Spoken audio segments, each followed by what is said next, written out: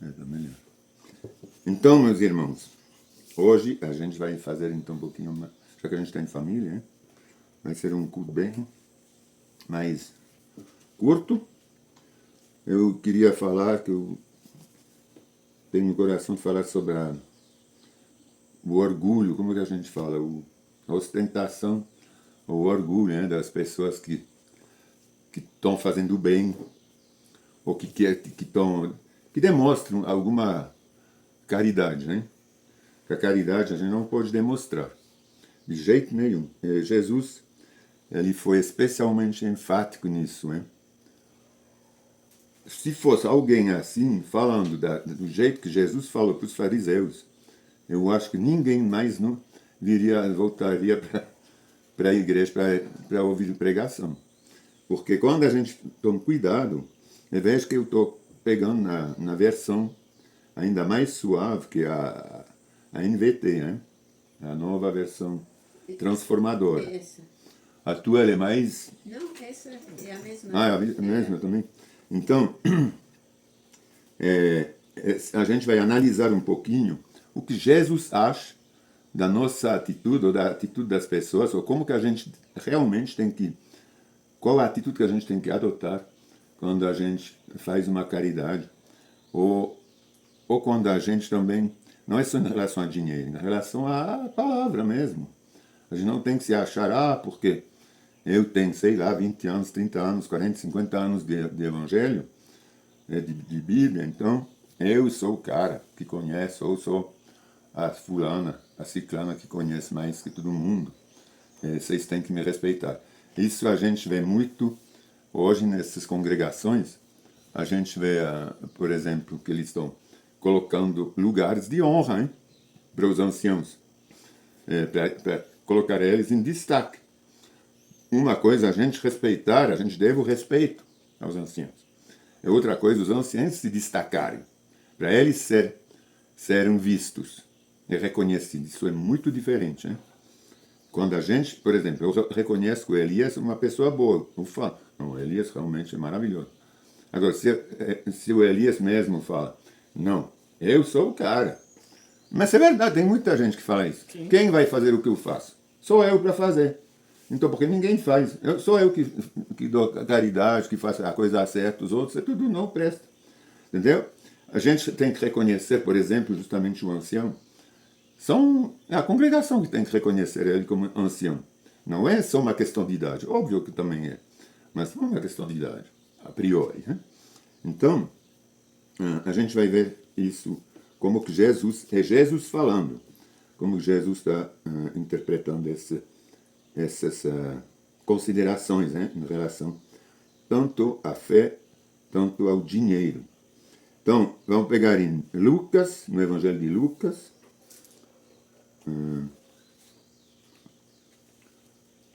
no capítulo 20,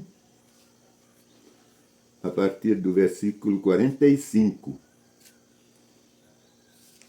Lucas 20, capítulo 20, versículo 45. Eu vou até o capítulo 21, versículo 4. Isso vai ser a pregação de hoje. Então vai ser curto, como eu falei, já que também a gente está... Não é só por isso, mas eu acho que esse aqui, porque depois não tem mais muito a ver com o tema, né? Aqui nesses versículos a gente vai ver justamente a atitude dos fariseus e a atitude da viúva, hein?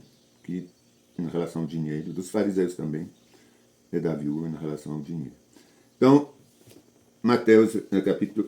Lucas capítulo 20, versículo 45.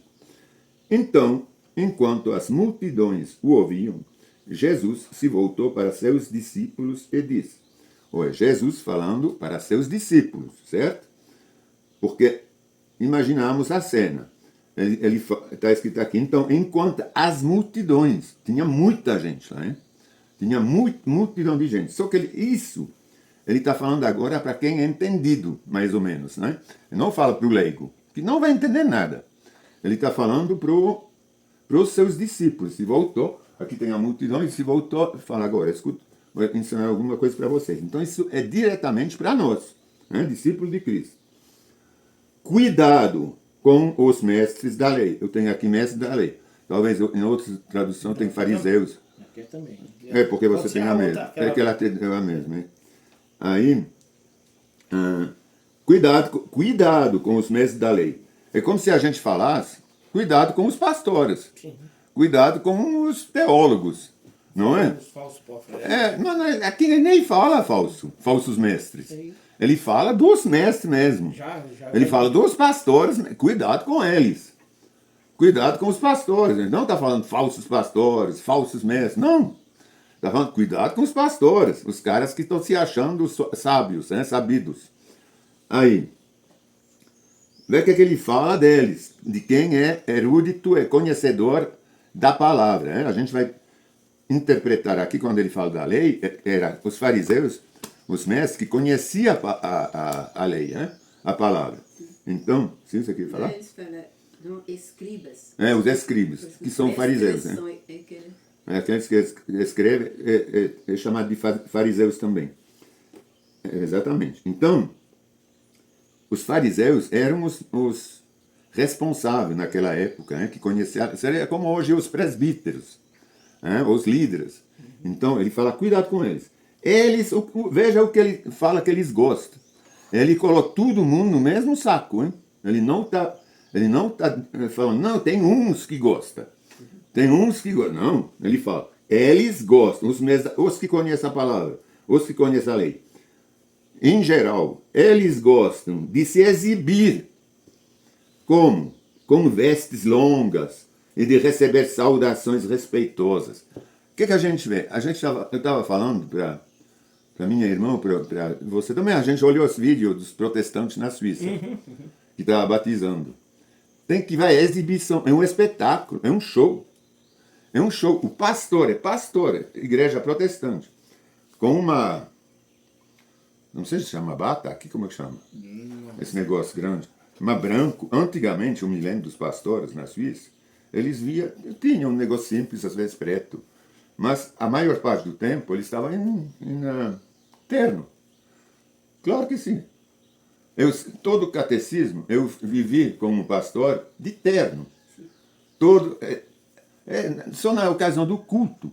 Mas ainda era, antes do culto ele estava de terno. Era só para o culto, quando ele subia no negócio, lá para se destacar. Então, hoje, eu vi esse negócio, mas é um negócio grandioso. É como os padres. Mais tem tecido, mais tem, parece que vem lá. É uma coisa, a meu ver, horrível. São cenas, parece coisa de idolatria, de religiões estranhas, realmente estranhas. Aí pega água para batismo, derrama um pouquinho, dá uma fala que não é bíblica, que está no negócio deles, que essa água, que a autoridade de Cristo, do Senhor vai dentro dessa água, aí derrama de novo, fala de novo. É um teatro, é um circo. Então isso é exatamente isso. Eles gostam de se exibir com vestes longas e de receber saudações respeitosas quando anda pelas praças.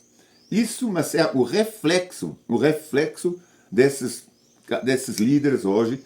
Eles gostam de se exibir na internet, de participar de podcast, de estar sempre na mídia, quando sobe no palco, porque não é altar, primeiramente não tem altares, mas quando vão para frente, é tudo preto, luz apagados, é o foco em cima deles. Então, gosto de se exibir. Agora, eu quero saber se a gente fala isso hoje numa igreja dessa forma. Você está gostando de se exibir? Você está gostando de se vestir com vestes longas? Que se destaque, ninguém usa? Só você, para você se destacar? Eu quero ver como vai funcionar isso. Entendeu? Não funciona não. Pois é. Só que Jesus ele não tinha medo de falar a verdade. Por isso que ele chama eles de, todos esses fariseus, de raça de víbora, de hipócritas. Ele nunca teve medo. Ele não está colocando, alguns de vocês, tudo bem, alguns de vocês estão bons. É verdade, certamente tinha. Mas ele está generalizando de propósito. Entendeu? Porque não adianta destacar os que são bons. Tem que destacar realmente a massa. É repreender a massa que está errada. Quando andam pelas praças. E como gostam de sentar-se nos lugares de honra, nas sinagogas. O que representa isso? Como gosto de sentar-se nas lugares. Não está lá na frente, essas cadeiras que eles põem ainda para o trono, sei lá, para se destacar na frente de toda a Assembleia. Eles põem na cadeira, os anciãos, ou sei lá quem, os presbíteros, os obreiros. Como eles gostam de se sentar nos lugares de honra. Assim. Você vê? E a cabeceira da mesa nos banquetes. Mas é verdade que quando tem reuniões, eles estão todos numa mesa na frente para ser destacado. É difícil ver eles se misturar. É difícil isso aí. No entanto, tomam posse dos bens das... no entanto, tomam posse dos bens das viúvas de maneira desonesta e depois para dar impressão de piedade, para fingir-se de piedosos. Fazem longas orações em público. Mas é terrível que ele está falando isso, Jesus, a respeito dos presbíteros. Aqui eu tenho. No entanto, tomam posse dos bens das viúvas. E é verdade. De maneira desonesta. Aqui na tradução lá da Scofield, Pode falar. também da corrigida fiel, que devoram as casas das viúvas, fazendo por pretexto longas orações. Então, que devoram, né, os bens das viúvas. Devoram as casas. Então, as casas são os bens, né? Que devoram aqui eles falam ainda de maneira desonesta, que seria o devorar aqui. Sim. Então, é verdade, porque a gente nunca pode pregar uma troca-troca, pregar uma salvação em relação a bens ou a ofertas, como uma certa igreja muito conhecida faz, com os que estão nos últimos dias, né? O rico não entra no paraíso, é difícil para o rico entrar, mas é você entregar tudo para a igreja, com os teus bens, que aí você fica pobre morrendo, você vai ser salvo. Não é? Então, tem que tomar muito cuidado. Lá, Jesus não está se economizando, não. Eu vou reler, porque é muito... No entanto, tomam posse. Então, roubam, na verdade, né? Dos bens das viúvas de maneira desonesta. De maneira desonesta, mentindo. Anunciando um falso evangelho. Falando que se elas dão oferta, elas vão ter a salvação. O que a gente escuta muito, quem não dá dízimo vai para o inferno. Não é isso que a gente escuta? E depois, para dar impressão, não é que eles são, é para fingir uma impressão de piedade, fazem longas orações em público. Por causa disso, por causa de todo esse comportamento que a gente leu, serão duramente castigados. Então, eu não sei qual a interpretação tem que pegar aqui. Esse castigo duro, se é uma coisa que eles perdem a salvação, porque é castigo. Então, se for uma salvação, não é castigo. Ao meu ver, se eles são salvos, eles não vão ser castigados. É um castigo ser salvo. De todas as formas de salvação, não tem uma forma de castigo. Se aqui eles vão ser duramente castigados, por mim, isso significa o lago de enxofre, onde há ranger de dentes. Vai ser para a eternidade um inferno. Não vai ser a salvação. Porque se a salvação é sinônimo de castigo, aí eu não sei mais a diferença entre castigo entre punição e entre galardão. Talvez não vão receber, uma coisa também é receber um galardão especial. Outra coisa é ser salvo por um triz. Mas aqui não está escrito que eles vão ser salvos por um triz. Está escrito que eles vão ser duramente castigados. Então, dentro da salvação não consigo enxergar um castigo duro. Entendeu? Então, é terrível ter essa atitude. Eu acho que, pelo menos para quem é arminiano e não calvinista, certamente a gente enxerga isso numa perda de salvação. Aqui está escrito maior condenação. É uma condenação. Maior condenação, então é condenação. Então não é salvação, é condenação. Não é nem perca de bem também, vamos falar. Não, é condenado. Então, condenado é condenado. Agora, eu não estou falando que, porque agora que eu falei que poderia perder a salvação, alguns vão achar que eu estou falando que pode perder a graça não se perde. O Senhor. Porque a graça, a gente é agraciado. É como sem pecados, mas quando a gente volta para o vômito, aí realmente não é a graça que se perde. A graça continua. Mas é a nossa salvação. Porque dentro do livre-arbítrio, eu entendo que o livre-arbítrio, ele é nosso mesmo, para escolher. Ele não é um livre-arbítrio limitado dentro das limitações que Deus nos dá. Pode falar. Lá eles se referiram a esse versículo duramente castigado, mas não sei se é assim, a esse versículo Mas o quê? que Jesus também falou. E quando orar, eles falam de pessoas que dão esmolas à vista de todo mundo. Isso aqui a gente vai ver agora com a viúva. E ele diz, já receber o seu galardão, então. Sim, não, isso aqui é diferente. Mas eles referiram Não, esse então, passagem isso aqui a isso. talvez não esteja muito certo, não. Tá bom. Porque se já receberam o galardão, porque receberam pelo orgulho, Sim. como tudo qualquer um. Então pode ser sim, nesse sentido sim. Então já receberam as honras vivo na terra, é pronto. Então é isso que ele está explicando mesmo. Duramente castigados. Então isso, é isso que eu estou falando. Esse duramente castigado ele não se refere a galardão que já receberam na terra, entendeu? Isso se refere a uma coisa posterior. Pois é. Certo? Então vamos continuar. Estando Jesus no templo, observava os ricos depositaram suas contribuições na caixa de oferta. A gente tem que tomar cuidado aqui também na forma que ele está falando. Está falando que ele está observando quem? Os ricos, as pessoas melhores, que têm dinheiro. Como que ele está observando? Ele está vendo o que eles estão pondo. Por quê? Porque ele está falando que ele está colocando numa caixa de contribuição. Essa caixa ela era aberta. Era uma caixa grande, eu pesquisei. Sim. Era uma caixa grande, eles jogavam dentro dessa caixa, entendeu? Então, quando jogava na caixa, dava para ver todo mundo. Então, como eles sabiam, isso está errado. É mais uma prática errada de pôr uma caixa aberta. Era para eles se vangloriar. Você vê quanto que eu estou dando? Então, eles deixavam essa caixa grande aberta para todo mundo ver quanto cada um dava. Entendeu? Então, isso é uma prática também errada, porque Jesus fala que a mão direita não tem que saber o que a mão esquerda está fazendo, ou vice-versa. Então, aqui, ao contrário, eles colocavam numa caixa de oferta. Então, uma viúva pobre veio e colocou 2 moedas pequenas. Essas moedas pequenas, o pequeno aqui quer dizer de menor valor. Por exemplo, seria moedas de 1 centavo. Né? Se ainda existisse aqui, a gente tinha as moedas de 1 centavo, lembra? Então, seria 2 moedas de 1 centavo, de menor valor. Aí lá também todo mundo via, você viu, ela não deu nada, eu dei muito mais. Aí, pode sair.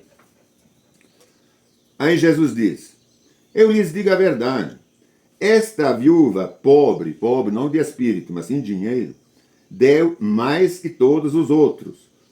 Por que ela deu mais? Em relação ao dinheiro que ela tem, né?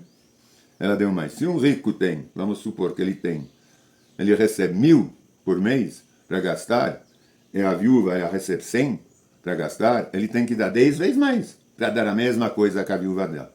Entendeu? Se ele dá menos de 10 vezes, ele dá menos que ela. E certamente dava menos, né? Claro que ele devia ganhar muito mais que 1.000, então seria muito mais que 10 vezes.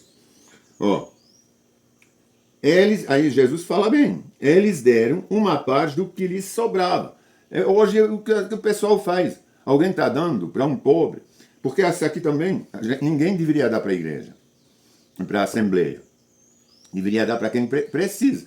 E quando você dá para quem precisa, você não vai calcular, aqui o fulano está pedindo o dízimo. Então, tem um cara que está pobre aqui, então eu ganho 1.000, eu vou dar 100 para ele, tá bom. Eu dei o dízimo. Não, eu não deveria calcular assim, não. Quando é para ajudar um pobre, teria que ver o que ele precisa, é o que eu posso dar. Então, se eu posso dar 300, 400, 500, para lá. A gente sabe o que ele vai usar, o que ele vai precisar. Então, não tem que limitar. Se não vai me fazer falta, então quer dizer que eu não dei nada. Agora, se me faz falta, sim, aí eu vou saber que eu dei. Aí eu fiz realmente uma oferta. Porque se não me faz falta, eu não fiz nada. Daí o que me sobrou. Então continua tudo igual. Que eu teria dado ou não dado, não muda nada na minha vida. Então não fiz oferta, não fiz uma caridade. Fiz uma oferta, mas não fiz uma caridade. Eu não mereço nada em troca. Eu não vou merecer do Senhor um agradecimento, porque eu não fiz nada. Daí eu não ia usar. Né? Quando você está dando o que você não ia usar mesmo, você não faz nada. Aí ele fala bem, eles deram uma parte do que lhes sobrava. Mas ela, em sua pobreza, deu tudo o que tinha. Então fez falta para ela. Se ela não tinha mais nada. Fez falta até procurar comida, procurar tudo de novo. Porque ela deu tudo. Então, aqui a gente vê com esses dois exemplos, os fariseus que estão se demonstrando como sendo orgulhosos, né, em relação à fé, em relação ao conhecimento da palavra, e a gente vê também em relação às ofertas, né? Porque a gente às vezes dá, não, eu ajudei esse clã, mas a gente ajudou com nada. Pode ter sido muito, mas não foi nada que nos fez falta. Então, a gente não tem que achar que a gente fez uma grande caridade, certo? Essa aqui é a mensagem para hoje, que a gente tome cuidado de não tomar lugares de destaque, se destacar por nós mesmos, querendo se destacar, mas sermos reconhecidos pelos outros, e não tomarmos lugares de destaque para os outros nos reconhecer quando a gente não merece, na verdade. Certo? Obrigado, Senhor, por essa mensagem, por esse culto, mesmo curto, mas por esse louvor que a gente teve contigo, pelas nossas orações que o Senhor sempre atende. Eu te abençoo, Senhor, porque o Senhor é um Senhor amoroso, um Senhor que atende todos os as nossas precisões, tudo que a gente precisa, a gente se sente amado e atendido pelo Senhor. A gente pode sofrer tribulações, enfermidades, doenças, é normal, a gente tem um corpo corruptível, mas o Senhor sempre nos levanta. Às vezes a gente vai um pouquinho caindo mais perto do chão, mas sempre, sempre, sempre o Senhor nos levanta. O Senhor não nos deixa caído, de jeito nenhum. O Senhor ama seus filhos, assim a gente